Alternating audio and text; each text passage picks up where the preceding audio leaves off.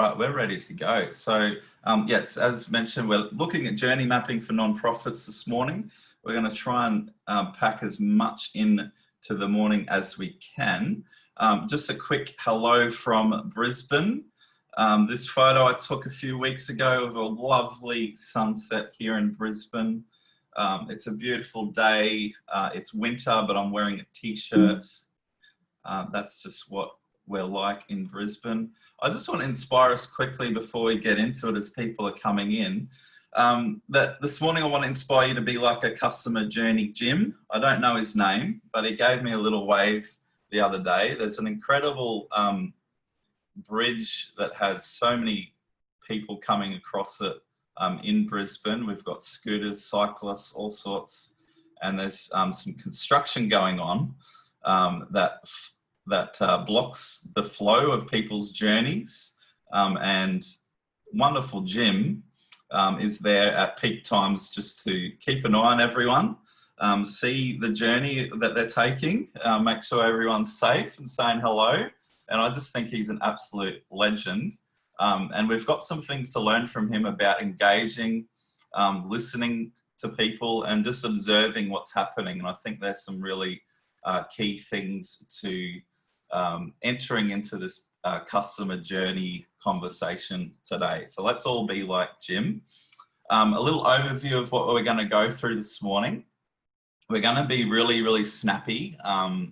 Aren't we, Gail? We're going to try and be really quick with everything this morning, but just a very quick overview. We're going to look at what is journey mapping, the types of journey maps that are out there, the purpose, why we do them, related acronyms, the concept of human-centered design, the purpose of journey maps, the process, including empathy mapping, some examples, some journey workshop tips, and then some digital tools to help you do all that. And if we're lucky, we really want to try and squeeze in some Q&A, and we've got a whole lot of people here that in their own right could speak on so many different topics within this. So if we do get an opportunity to throw to you, we will, but we might do that at the end if we get some time. Unless you're burning with something amazing in the chat, just let us know and we might throw to it. Excellent. I've just got to figure out how to go to the next slide. So just a little bit of an idea of who we've got in the audience today. Could you just show in the chat who you are, what you do, where you're from, and what sort of level of experience or knowledge you have to do with journey mapping, just so we can have a little bit of an understanding and it might help guide our conversation today. If you could throw that in the chat, I think I can pull that up here. Excellent. Oh, we've got someone from Adelaide. We've got people from Canada. Hi, Sandra. We've got people from Auckland, New Zealand. I won't try and do the accent. We've got Melbourne. We've got Ruth Knight from QUT in Brisbane. Excellent. Renee Randall. We've got lots of Brisbane people here, which is fantastic. Excellent. Another person from SA, South Australia. Excellent. Great. So I'll just, they're still flowing through, which is great. So just journey mapping, just a little bit of a definition here that Gail's thrown together. Journey mapping is a structured way to understand and capture your stakeholders' wants, needs, and expectations at each stage of their experience with your organisation from start to end. It also captures their individual actions, emotions, and pain points. And just as an idea of what you could do with journey mapping within your nonprofit, you could honestly just apply it to every part of your business. So it could be your beneficiaries and your clients, it could be your donors, your corporate partners, your board members, even the experience of your staff, your volunteers, other supporters, even those that come along to your fundraising events. What's their journey like? What's their experience? And how can you make that a delightful one? Let's keep going. So just some acronyms. These are a little bit, these are some ideas of all the different things you could study. I've gone down so many rabbit holes researching for today's session. I think Gail has as well. And they're all topics in their own rights, and they kind of all mesh together. But some of the acronyms you might hear out there, there's CJM, Customer Journey Mapping, EJM, Employee Journey Mapping, CX, Customer Experience, UX, User Experience, HCD, which is Human-Centered Design, EM, Empathy Mapping, WIFM, WIFM, What's in it for me, and one that's starting to come out a bit more now is DX, Donor Experience. So these are all things that you could race off and have a look at in your own time.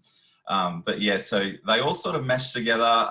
You part of a bigger sort of subject. So that's things that you might come across in your time. Just a little bit of going back to us in Brisbane. Just a thought before we dive into this customer journey mapping topic. Just this thought that you are not the customer. So there's, here in Brisbane, we love running along the river. We love cycling, walking, scootering along the river.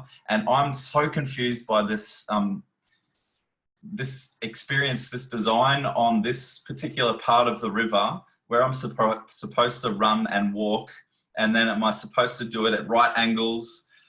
So someone wonderful in some council somewhere designed this. But I'm still so confused and I'm running past it. And this just reminds me that you're not the user, and often people, well-meaning, will design something, and us in our non-profits will design something, but we're not the one using it. We're not the one experiencing it. So this whole thing of customer journey mapping helps us to put ourselves in the place of the user or the customer. So that's just a little thought there. So this idea of human-centered design, which I think journey mapping kind of fits in there. So I've just got a definition here.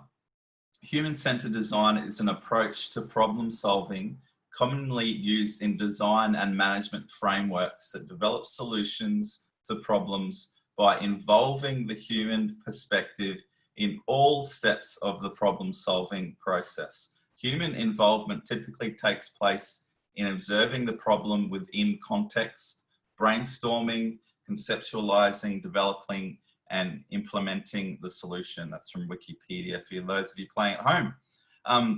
Something I like to bring out when I'm talking about designing things, especially in the online space, is this idea of fishbowl distortion. Often we get stuck in our own little worlds. We're working maybe on a website or a program or a campaign, and we might be sitting in our little fishbowl for weeks developing this website or whatever it is, and we know it inside out, but we don't have that perspective of even someone else sitting in an office next to us. So this idea of human-centered design gets us out of that fishbowl and gets us a different perspective. I made this little diagram here to help you understand what human-centered design is. And this is sort of a Venn diagram that you'll see a lot out there to do with human-centered design. And often when we come across a business problem or a problem in our non-profit, we often just jump straight to business solutions or the technology. Like, what do we need? What's going to be cost effective? How are we going to make this happen? What technology do we have? And we often will forget about the people that will be using it. So there's 3 areas in human-centered design to come up with this design innovation. The first one, and this is where we start, is desirability. This is where we start from the human perspective, and that might be our donor, our beneficiary, all those things we listed before. And it's about putting ourselves in the shoes of those people before we start jumping to technology and to, you know, is it going to be feasible? Is it going to be viable? What technology do we need? Is it going to be profitable, those sorts of things. And often when we start from the wrong end of, you know, the journey, we will think of, well, this is going to be a waste of our time, or we've always done it this way. Is this really going to affect our ROI? Maybe the technology side of things, the IT managers might be saying it can't be done, or it's not compatible with our system. But those sort of questions really don't put yourselves in the shoes of the people that need your solutions the most. So go check out Human-Centered Design. It's a great topic. Just as a little bit of a case study, I work for Childhood Cancer Support. We're a very small, very lean organisation. I'm one of 6 staff that do everything from supporting our clients that their children have cancer. So we put them into accommodation, sort of emergency accommodation while they're receiving treatment here in Brisbane. And so we've got a team that one person looks after community fundraising. I do the digital marketing and communications and help out a lot with the fundraising. So we had a huge problem of not having a CRM when I arrived. We got onto Salesforce when I arrived, just because of lack of resources and time. We're still going through the process of getting that built, but you know, we've been working with volunteers, etc., to get this off the ground. And before we raced ahead to what do we want Salesforce to do, I got our organisation to slow down a little bit and think of our beneficiaries. So I made these little icons here. I put them up on the whiteboard. I had them up there for a few weeks just to get people thinking about our beneficiaries' journey. And often they come to us confused, devastated. Sometimes they might get to a place where they're getting through it, and you know, they might have their child go into remission and they're out the other end, and then they might relapse. So if you look at a journey for families with kids that are going through cancer, it's quite a complicated and emotional roller coaster. But then on the other end of this scale here, often they will promote us. They'll become a promoter. They'll tell others, and then they'll look to ways to give back. You know, whether that's through regular giving or leaving a bequest down the track. So just to leave that up there for our organisation was a great way to sort of start this discussion. Well, what do we want Salesforce to do? And let's make sure that we keep them, our beneficiaries, at the centre of that discussion. Okay. Now it's over to Gail. Oops. Great. Thanks, Bruce. Just swap this over quickly. Oh, I've got to stop sharing. There we go. Okay, we've jumped ahead somehow. All right, so what I wanted to talk about first, just to build on everything that Bruce has said, thank you, Bruce, is we're going to be talking about journey mapping. So taking everything that Bruce has just said and then building on that and giving you a lot more detail. What you're looking at here is basically a Google search on journey mapping. The reason I'm showing you this is to let you know that, oh, I'm clicking, Bruce, and it's going the wrong way. The joys of technology. Is that journey mapping can be done differently for different purposes. So there's a lot of different types of software packages out there, and they all do it different types of ways. So it could be journey mapping. So here's some user experience for a website or for a specific period of time. For example, during a crisis or an event, you can actually journey map that specifically. You can journey map for user experience for a database or for a customer or a donor life cycle, and for many other reasons. So you'll see it a lot of different ways, but what we're going to talk about today is why are we doing it and what are the core elements of it. So what is the point of a journey map? Why would we do it in the first place? I would normally ask you lots of questions, but I have to keep on track, so I'm not allowed to. So we do it because it's a snapshot of the current stakeholders' experience. We want to see where they're at and what they're doing. It identifies identifies points in the process that may require change to better meet user needs.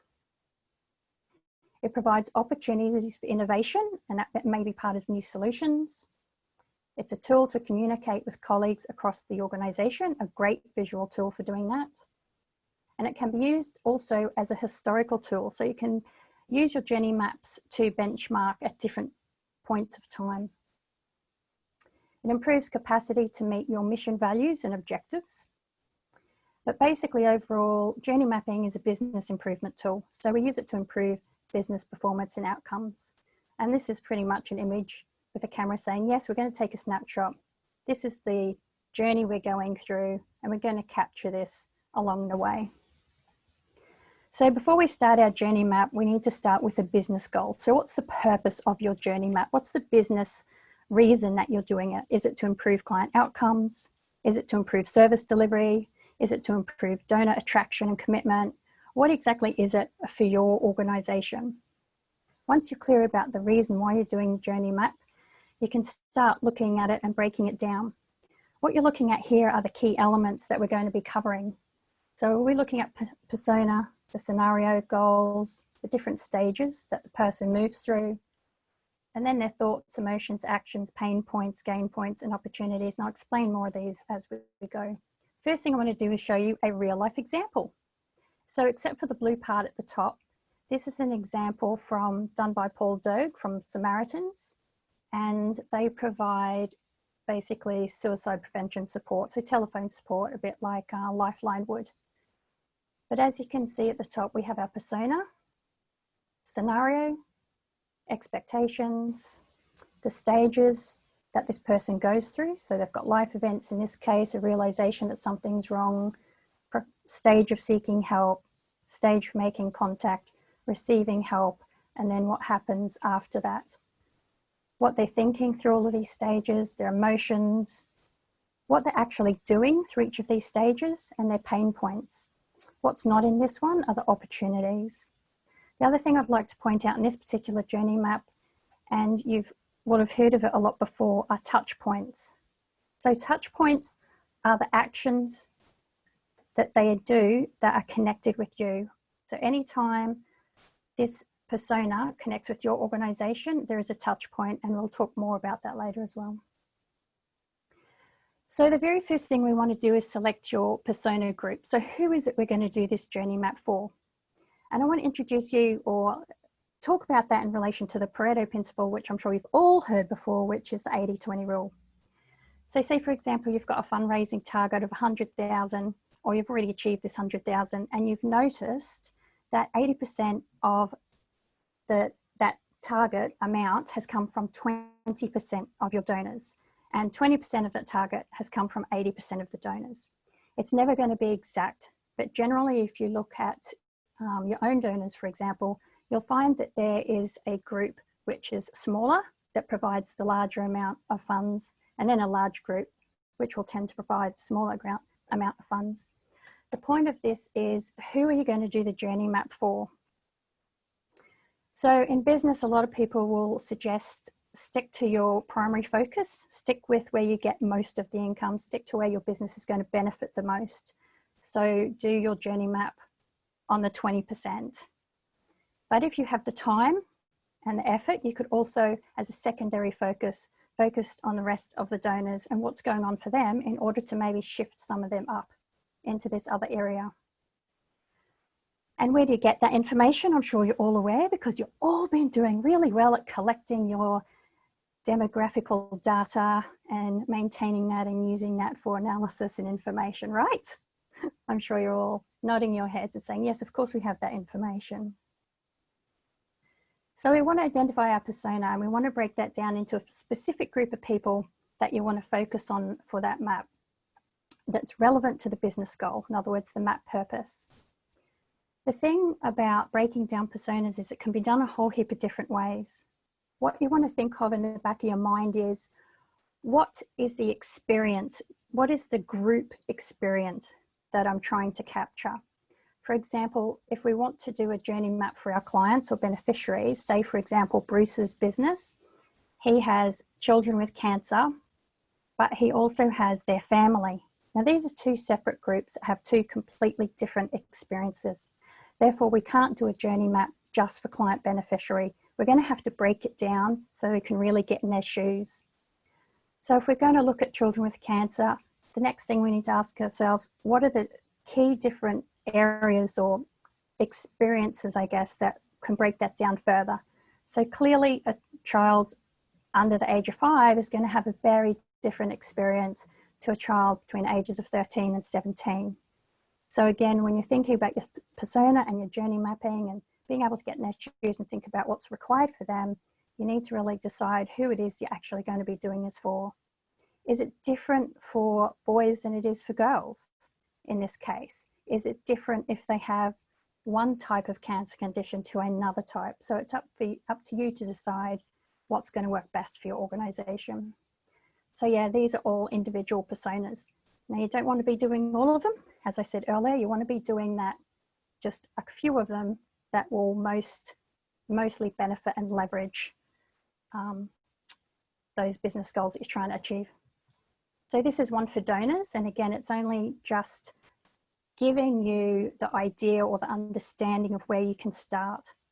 So you may have donors who are retired, donors who are working, and many other categories.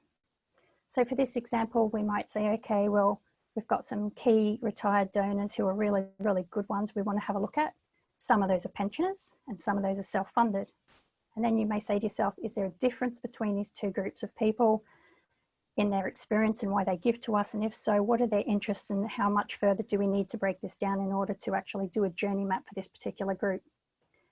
And something else to think about that sometimes can be forgotten is that, is there a difference in the experience from Gen Zs to Gen Ys, Gen X, or baby boomers? And is that something you need to think about when you're developing your persona and the person you're about to do this journey map for? Because clearly the experience of Gen Z is going to be quite different to your baby boomer generation. So I want to give our persona, we want to make them real. Now, if any of you have done sales and marketing, you're going to know this from the back of your hand. It's going to be so easy for you. We want to give them a name, age, sex, family status, interests, find out, make them a real person. And so here we've got Eleanor. She's a donor. She's a fantastic donor.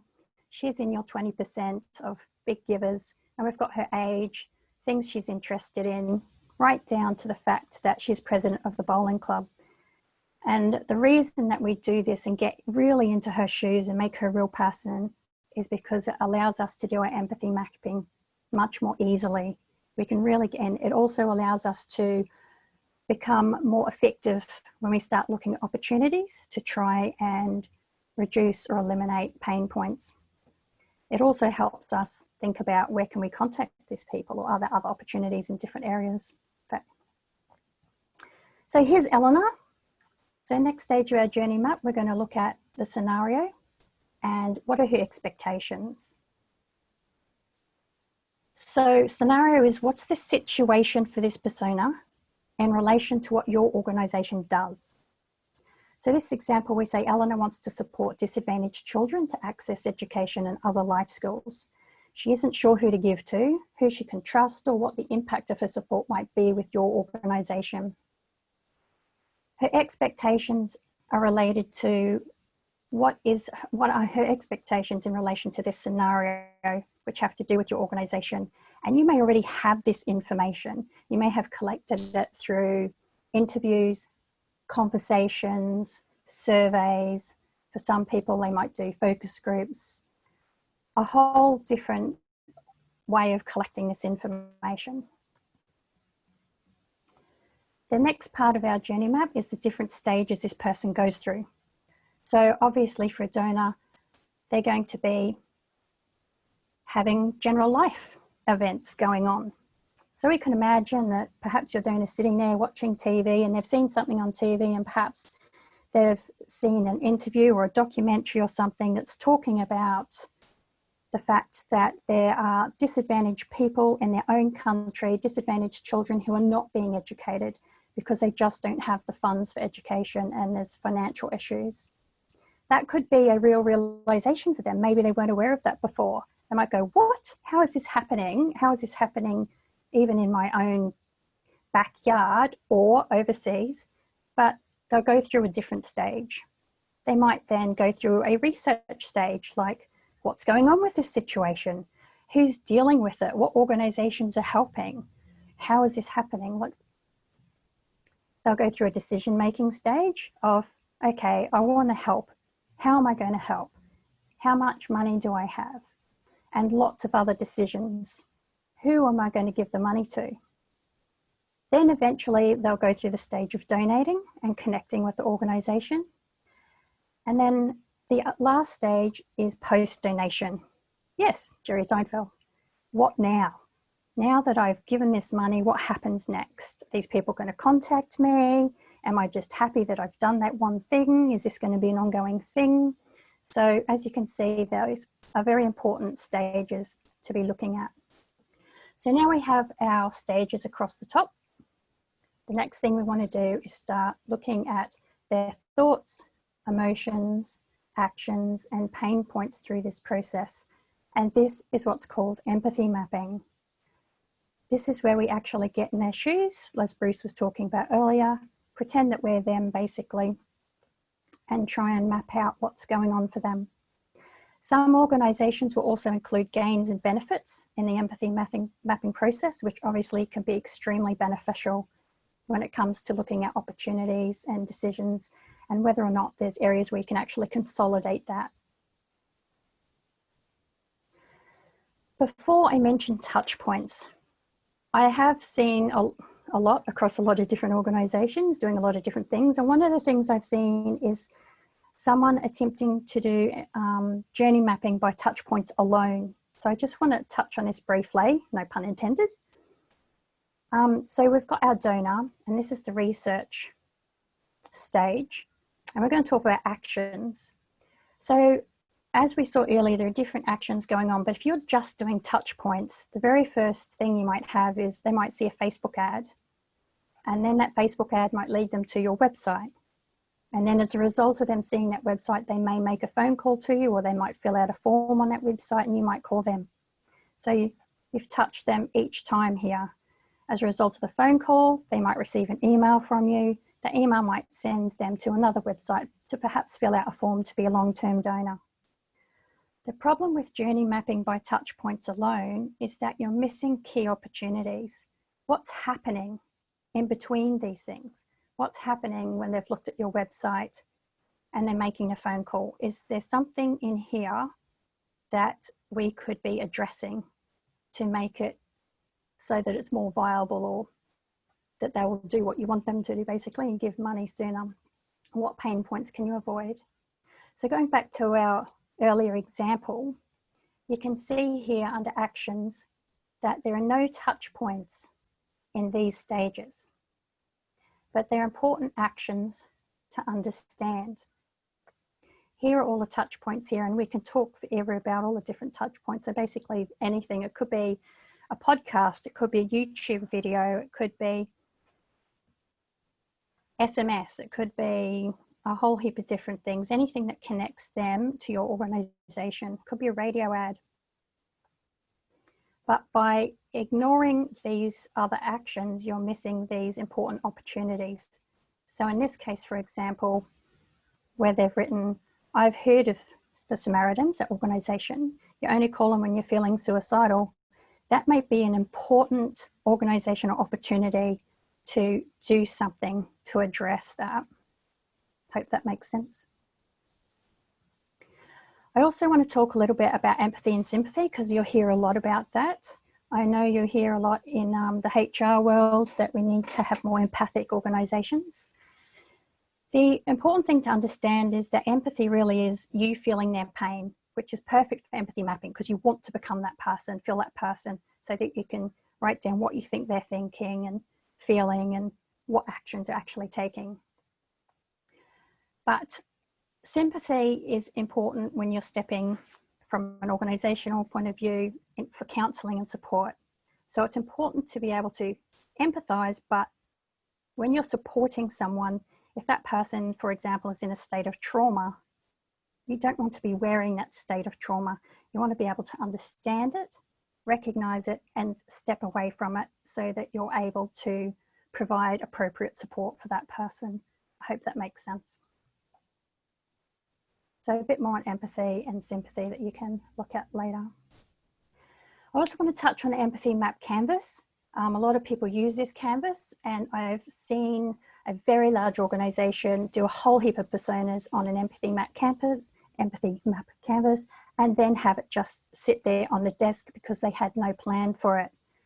So I have some important notes if you are going to use Empathy Map canvases, and that is to be sure you use your Empathy Map for each stage of the stakeholder's journey, and to understand it is a tool within other tools. It's not meant to stand alone, and there really must be a next step. So what's happening? What are you doing to resolve those pains or support those gains and consolidate those?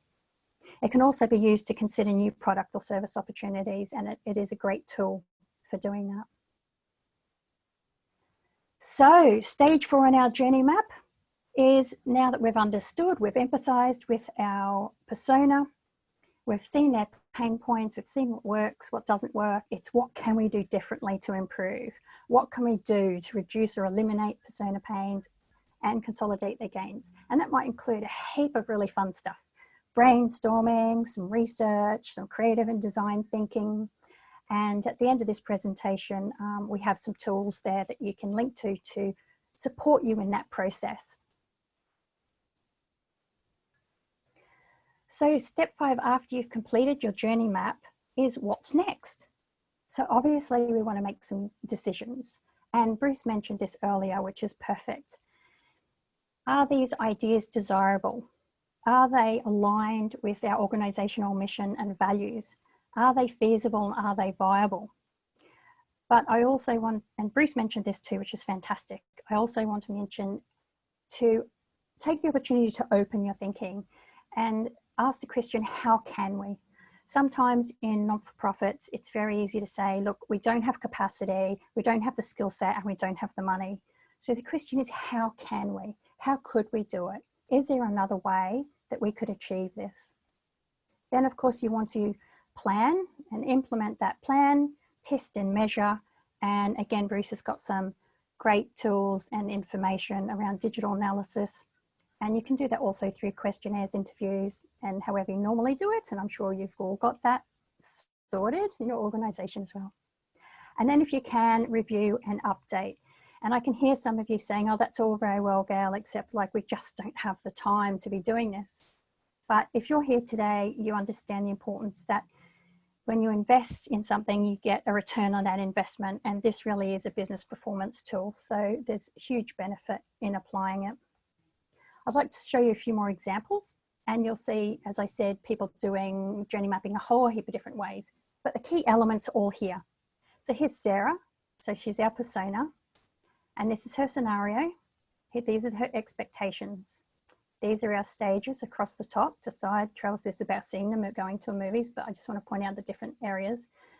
And here they've got her actions. So these are all the things she's doing. And this time they've used this, what I call a string. And sometimes if you're doing this in a classroom or workshop, you can actually use a string to represent her emotional journey. And her thoughts are added to that journey. So her highest is, yay, finally I can relax. So here's another one using the same visual lines to express the emotional journey. And again, the thoughts are attached. But also notice that they're moving through the stages or phases, whatever you want to call it. We have provided for you, all those that contact Bruce, or you'll have to see Bruce, but there is an Excel spreadsheet we've provided for you, which gives you the key elements, and you can use that as a guide if you decide to run workshops, or you can actually, in simple terms, just fill out the spreadsheet. But it's much more fun when you use sticky notes and lots of other fun stuff. But Bruce will talk about that soon. So I'm going to hand you back to Bruce now.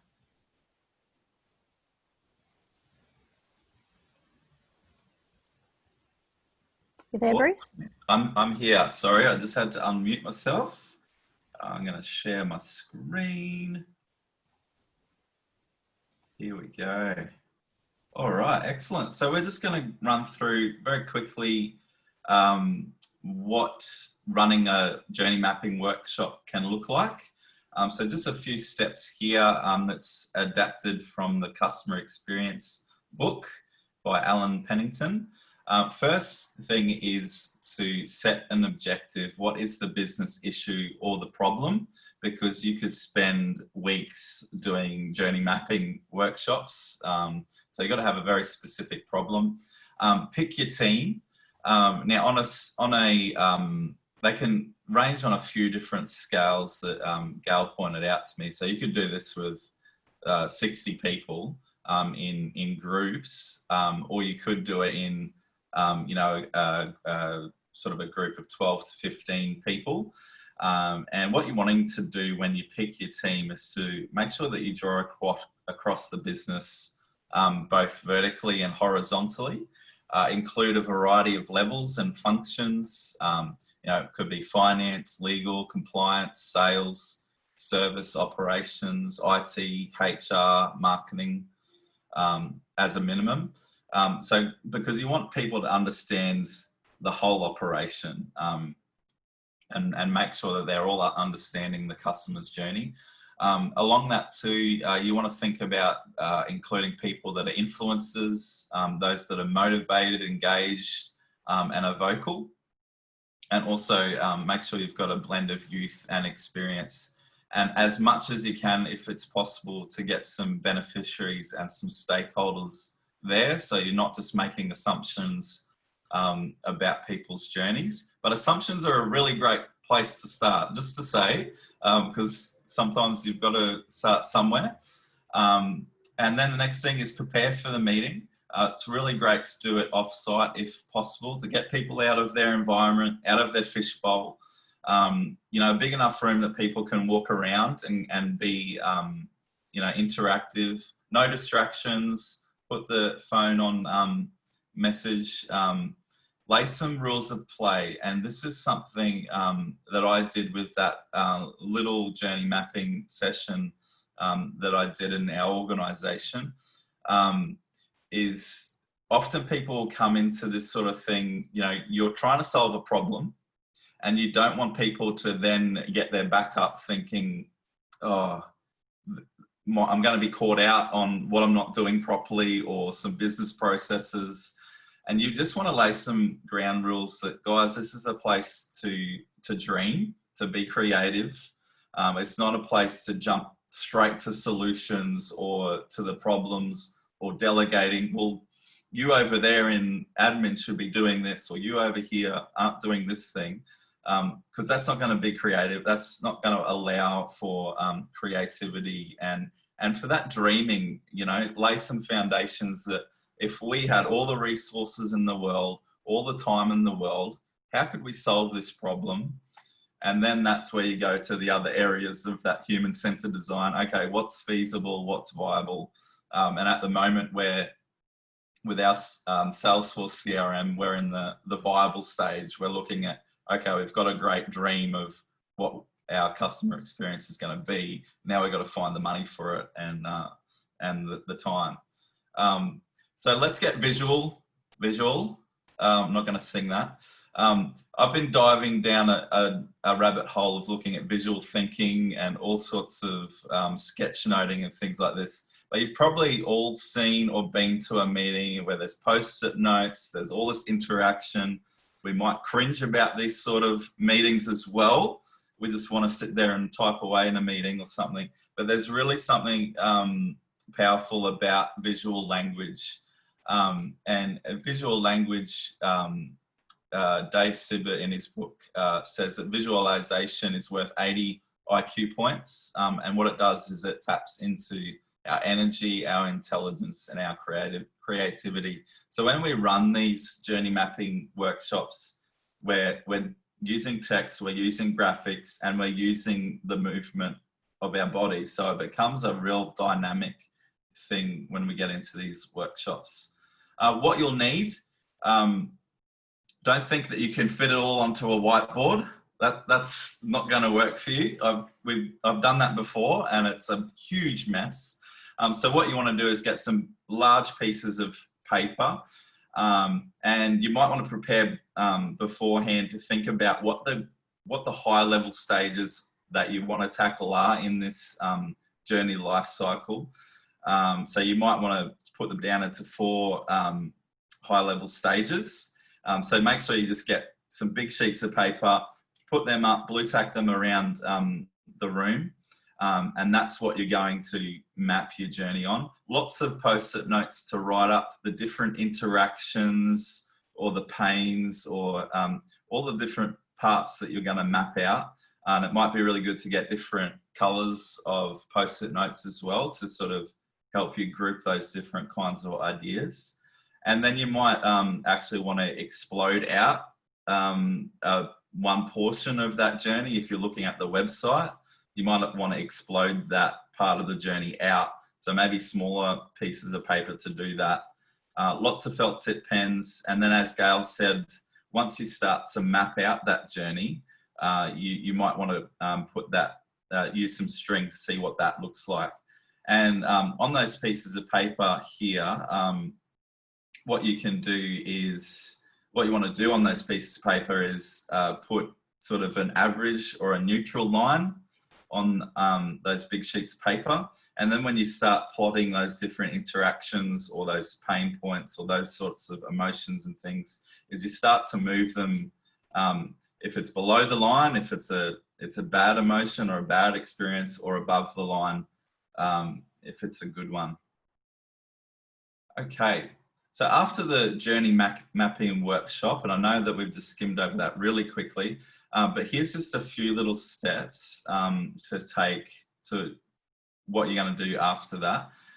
Is what you want to do is you take those sheets of paper, and that's why it's good to have sheets of paper, is that you've got a record. It's not all just going to fly off the wall. And then you want to convert that into a spreadsheet or an infographic, or use some customer journey mapping software. And then from my point of view, I guess a journey map might be quite linear, but when it comes to putting together like a marketing campaign or an automation flow, I kind of want to see how they all interact and if there's some similarities. So you might want to throw them into a flow chart, so you can see what people are doing, so you can map out, you know, your email marketing and all those sorts of things. Then you'll want to communicate the results. And then we've got all the time in the world to adjust our systems and processes, planning and implementation, and then updates supporting policies and procedures, and then test and measure, and then make sure you're reviewing this. You know, it's an iterative process. So now we're down to the fun part. Some tools that you can use to help you with this journey mapping experience. One that I've come across and I now use is called Uxpressia. It's fantastic because after you've done your journey mapping workshop, you can then go into this software. I think I can pull it up here. So this is just an example. What I really like about this software is that you can upload pictures, so you can make it really visual as well. And then you can have so much fun moving around these little people and changing the expression on their face. And then very similar to what Gail's provided here, it's got templates of, you know, writing down the different areas like touch points, pain points, opportunities and things like that. You can add new columns and everything. And then you can also look at, you can develop personas, you can map out people's personas in all of this. So it's a really useful tool to make that a lot easier. So that one's really great. And the interesting thing is that it integrates with Google Analytics. So if you want to try and put in, you know, things that are happening online into your journey map, you can somehow integrate that, which I'd be interested to see how it works, which is really powerful as well. Gail, did you just want to quickly mention what the brainstorming tools are? Yeah, sure. So when we get to that area in our journey map where we're looking to solve some of these problems, and one of the things I mentioned was brainstorming, The Six Thinking Hats is just a useful tool. There's many different types of brainstorming tools you can use to get people going if they're not familiar with the brainstorming process, and there's different ways you can actually achieve that. So there's a link there to the Six Thinking Hats where you put on a different hat, and each hat represents different things to think about. So the white hat is to think about facts, and the yellow hat is about something different, and the grey, and so on and so forth. On the right, there's also a link here for, since it is digital for good, a whole heap of digital brainstorming solutions, and this particular link compares those. So there's a whole list if you're interested in having a look again. So yeah. Excellent. And as I mentioned, you might want to create a flow chart to see how all these journeys combine, especially if you're doing a campaign journey or some automation and things like that. So ones that I've really enjoyed using is Xmind. I use it on my iPad, and then it converts to desktop. So it's really great to just map out all of those things. And Lucidchart's another really good one to use. Then there's also MindMeister. Interestingly, Canva has some really nice mind mapping templates and infographics that you can create for your journey maps. And then I think probably the pinnacle would probably be Miro for different diagrams and things that you want to make. There is a free trial, so you can sort of test that out before you commit to that one, but that one's really good. So here's an example. I think this is a template. So very similar to what you're doing face to face with people. You can do that in an online way as well. And people can collaborate, as you can see all the different users up there. Another area that you might want to consider when you're doing this journey mapping is creating some UX. So some UX, what is that? User experience comics or some artifacts. Now this one I made up. It's kind of to do with that idea of our beneficiaries at Childhood Cancer Support. So often when they come to us, I mentioned that they're in a confused state, they're distressed. As you can see here, they've just been handed a diagnosis for their child, and they've packed their bags. They've only got a few days worth of clothes on them, and they're kind of being told, okay, you've got to, your child has to go into, treatment straight away. You've got to find a place to stay, and they get told about Childhood Cancer Support. So they might be in the hospital cafe. They've just been given this diagnosis, and then they're trying to figure out how to get to Childhood Cancer Support. So things like this are just a good visual representation of who are our people, where are they, like what environment are they in when they receive this news or receive an email from you, etc. So it's a really good idea to sort of come up with maybe a few little comics or a few little visual representations along that journey to remind people to put themselves back into the shoes of their people. A really fun one, this is free. You can go to this link here. So it's a PowerPoint presentation, and it gives you all these little people, and you can pull apart their arms, and you could change their expressions and faces and everything. So you can create these little maps, which is really, really fun. So it's not too complicated. Another one, which is fantastic, is called Pixton. So it's online. You can create, there's different backdrops, there's different people and characters. You can put them in different positions. You can add different facial expressions. So give that one a look. It's a little bit limited, but you could probably get away with using that as well. Just from the digital point of view, so trying to, I guess we haven't really gone into collecting data and collecting, we're sort of going off assumptions a lot, I guess, with what we've discussed. We haven't really gone into looking at surveys and collecting that kind of data. But one way you can do that online to see what people are doing on your website is using Hotjar. And this helps you to track those micro interactions that are happening as people journey through your website. There is a limited free account for it, but you can actually just get enough insight from that free account. One thing, what it does, so just backtracking, you can, what you do is you install a piece of code on your website, and then it'll give you things like heat maps to see where people's cursors are going on your website, and it will give you individual recordings. So here's just a little example of a landing page I created, and it shows you what people are doing as they're filling out your form.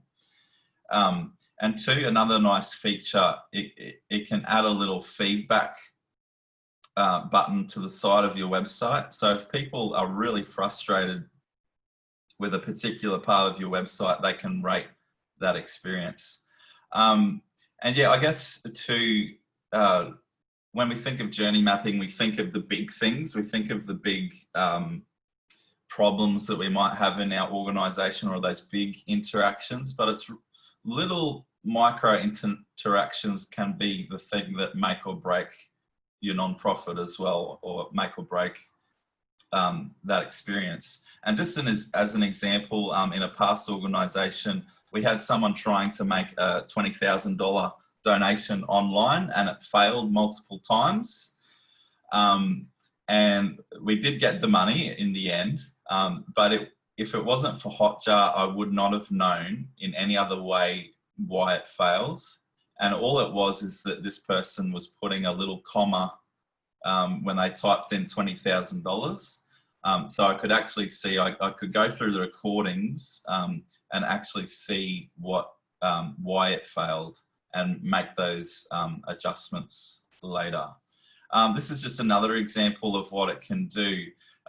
You know, grab your popcorn when you do install Hotjar, because you'll end up just watching videos and videos of people interacting on your website. Sometimes it's horrifying because you see them doing what you don't want them to do, but sometimes it's really powerful. Like, so this is a story about a mother who lost her child to cancer, and you can actually just see where people's you know, cursor goes to see what really draws them into your story. You see them hover over a picture and they might stay there for 30 seconds. So you can actually really pick up what parts of your website or parts of those story pages are really powerful, and you go, you know, I'm going to use this picture a bit more, or this part of the story is a little bit more powerful. So that's where that Hotjar is really useful.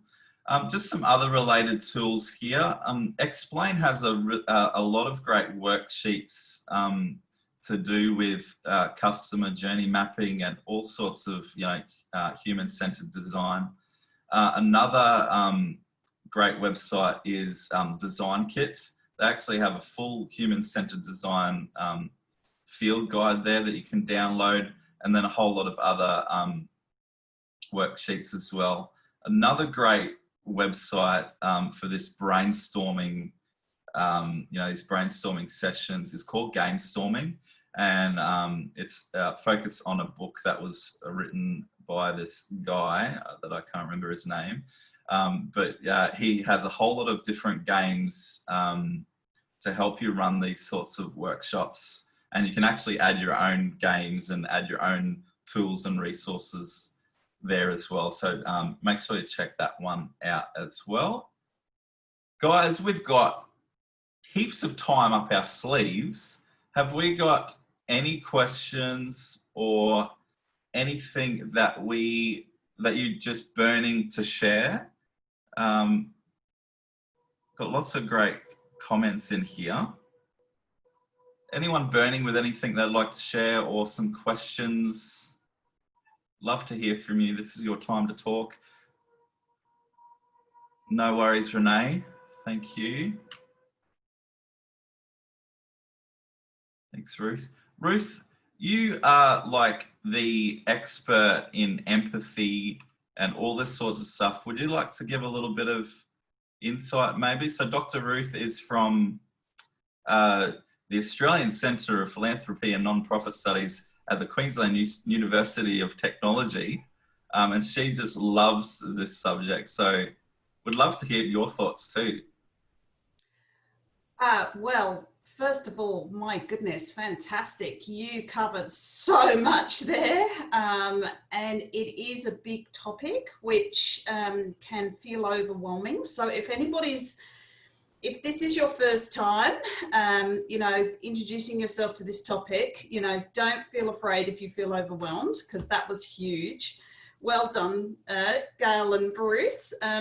But I think people need to realise that, it is about just taking the first step and just starting to get your head around, what this means and how you can use it within your own organisation. Please don't, I've had a few examples where I've gone and tried to go, yeah, we're going to do this. And then people have just gone, whoa, that's just way too much. Because you know what? Empathy is actually really hard for people. Even in our sector, you would think that we're really great at it, but in actual fact, we're not used to it. And so I suppose I want to just add to this great presentation that, start small if you've never used these kind of tools in your organization. Just start with a little bit of an introduction around what empathy is and what an empathy map is, even before the journey mapping, because you need to get your head around empathy before you can do the journey mapping. So really just try and introduce people to the concept of, putting yourself in the shoes of a stakeholder, customer, donor, whoever it is that you want to look at. Don't do everybody at once. Just pick one stakeholder to start with to get people comfortable with the process. Then when they get really excited and go, wow, this is really cool, then you can kind of open up and say, well, let's now do donors, or let's now do families, or let's now do, okay, so just start with this is my tips. These are just my tips, Bruce. But, I would just say start with one stakeholder, just start with empathy mapping. Once people really get engaged and go, this is awesome, then you can go on to the journey mapping and use your empathy skills to then do the journey mapping. Yeah, I would agree with that. Definitely, Ruth. Yeah, that's brilliant. Thanks, Ruth. I think, yeah, and you might be surprised if you think you're going to cover every persona in an hour meeting. No, that won't happen. No. These things are usually done over a period of time. So it might be a whole day workshop just to do one section of what you want to cover, and then it'll be planned out over time. Yeah. And I think the other thing you said that was really important was the fact that you actually need to go and check your empathy maps with your actual stakeholders. We make a heap of assumptions and our biases come in whether we like it or not. And so we can do these wonderful empathy maps, but if you haven't actually gone and asked your stakeholder some questions and you haven't actually gone and checked it out with them, then you're probably making a whole heap of assumptions. And the other thing is about digging deep. So I was talking with an organisation yesterday and they've started to do some empathy mapping and they're loving it. But when I was reviewing what they were doing, I said, I think you got to dig a bit deeper. Like they were really just looking at very surface things and things that were quite observable by their staff. And, I said, have you asked why they're thinking that and why they're feeling that and why they're doing that? So I think there's a little bit of we have to kind of just not do this at a surface level. Maybe initially that's okay, but we then really have to start asking ourselves why. Why are they not clicking on that button? Why are they not, donating that money? Yes, there's a great deal that can be covered off. I think it's almost several hours, if not a day's worth of workshop on its own. So yeah, hopefully in 1 hour we've covered a good starting point for everyone. And yeah, that's brilliant information, Ruth. So grateful. Thank you. I'm just wondering too, with the people that are still on here, maybe you haven't engaged in a journey mapping workshop, but have you maybe done this without knowing it, and you can sort of share on what you are doing in this sort of space. It would be great to hear from some others. Just put it in the, just say yes in the chat, and then I'll turn you off mute.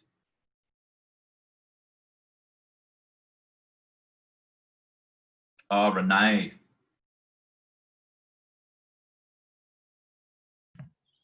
All right, I'm here.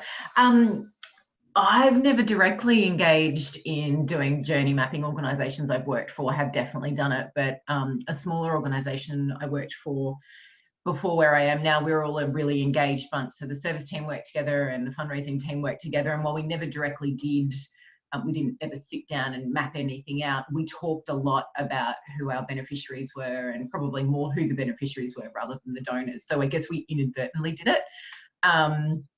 One question I was going to ask, and I think Ruth, you kind of answered it a little bit, but the organisation I work for now is Muscular Dystrophy Queensland. I haven't been there that long. I haven't done any sort of mapping since I've been there yet.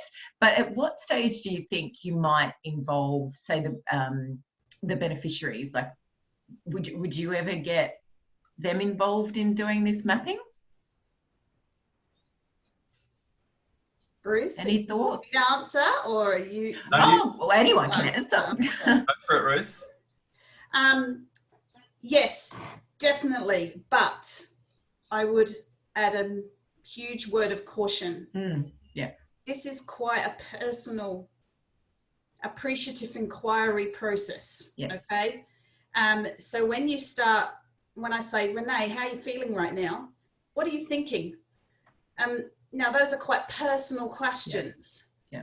And if I don't have a trustful relationship with you and you don't know why I'm asking those questions, that's going to be very, you know, personal. Absolutely. And possibly damage our relationship. Yeah. So I believe there's a time and a place for checking out your assumptions with your clients. And you don't have to get out a little, say, I'm doing an empathy map, you know, you know, you don't have to do it formally. You may do, if you want to get a focus group, you absolutely can do it formally as a focus group, but you would fully explain to people why they were coming, what you were doing, what questions you were going to ask. So if you want to do it in a formal process, go for your life, but you have a skilled facilitator. You set out exactly what the objectives are and what you're going to be asking them and the confidentiality, you do all of that. Yeah, if you're going to, that's the formal process. And then if you're going to do an informal process where I'm just having a chat with you because you're my client or you're my donor. Your photo is just right. So if you're doing it in a more informal process, you might be just calling a donor and saying, hi, how are you? Just checking in on you. You know, lots of things going on with COVID at the moment. Yeah. You know, we're just calling our donors, just asking them how they're feeling. You know, so you can do it in a very conversational way. Yeah, but absolutely. Again, you know, really be careful how you do that because you will damage relationships if you go in hard and say, so what are you thinking? What are you doing? What do you know? So does that answer your question? Yes, absolutely. Thank you. Excellent, guys. I'm just conscious of our time. So we will wrap it up there. Feel free to reach out to us. So you've got our contact details there. If you've got LinkedIn on your phone, just pull out the app and give that a little scan there. If you would like the presentation, the slides, Gail's wonderful spreadsheet, and a recording from today, just join our mailing list is probably the best way to do that. That way you'll be across upcoming events as well. So just go to digitalforgood.com.au and we'll send that out to you hopefully in the next few days after I recover. But I just want to thank my wonderful partner there, Gail, who did so much work for this. She's just done a fantastic job. And for everyone for contributing and getting involved. I really hope it was beneficial for you. It's probably opened up a world of possibilities of things you could go and research as well. And I know that both Gail and I would love to hear from you if we can help you in any way. So please reach out and we'd love to stay connected with you. We'll probably have a meetup in the next month or two on an exciting subject. If there's something that is burning that you want to know about, please let me know and it might help direct what our next topic will be. wish you a wonderful day. The sun is up in Brisbane, and I think we should all now jump on and give a wave as we sign off, because that's what you do on Zoom. You wave. Have a wonderful day, everyone. Thank you.